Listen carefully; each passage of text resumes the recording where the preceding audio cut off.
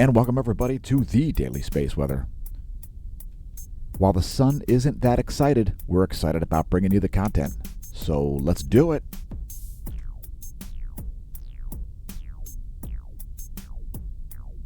This is a composite image here, series of images from the Solar Dynamics Observatory. We've got massive coronal holes, and we'll talk about it in our solar features section, a separate video. This one is just going to cover things like the basics, earthquakes and volcanoes, which there's been a lull in.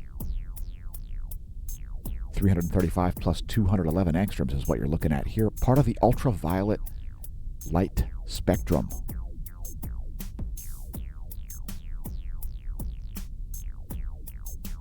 Next, we've brought up the colorized magnetogram and 171 angstroms view. We'll zoom in a little bit here.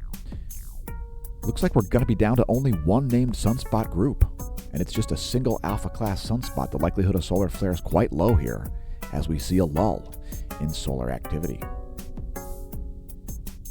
In 304 angstroms, we see some rather unstable filaments. You can see one up here, as well as some down here in the southern hemisphere, as well as some overlapping the limb here, especially on the western edge.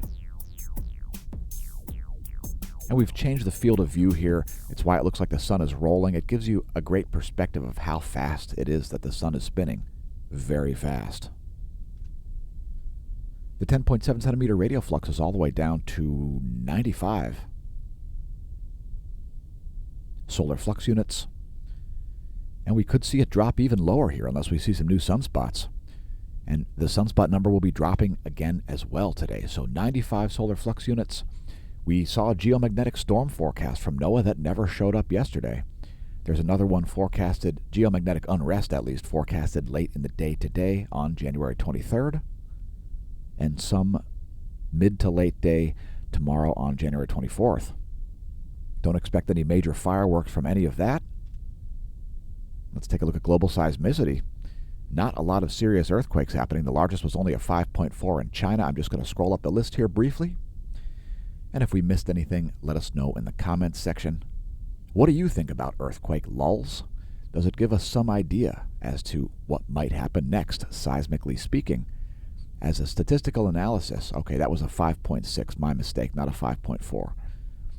A statistical analysis seems to be the best way to guess where the next earthquakes will be. There's also a lull in volcanoes happening at the moment. Although Subanose-jima is still erupting, it's producing a 6,000-foot plume of volcanic ash. Fuego's exploding, 14,000-foot ash plume there. That's a flight level 140. Not sure if Nevado del Ruiz is erupting or not. Volcanic ash not observed in satellite imagery. That's located in Colombia. Don't pole vault the caldera. It could be unhelpful, and we need the views on YouTube.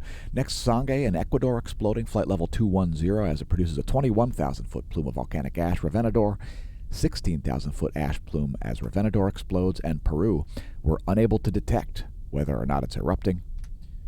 We are able to detect whether or not you visit our websites, though, so please check out smashamash.com and welcome to the Neo-Renaissance. Congratulations on a reemergence of things like critical thought and science among basic humanity. Congratulations on realizing the channel exists. Check out our merch shop. You can link to that below the video or on the homepage. We've also got a forum. And the Smash team, of course, thanks to our paid subscribers over there. Make sure you check out our solar features section as well. We'll be talking about things like sunspots and some in-depth information about coronal holes, so make sure you tune into that. It'll be premiering after this video. Congratulations on realizing the channel exists. I've been your host, Dan, a.k.a. Smash-O-Mash, signing off from the Smash News Network, least busted name in news.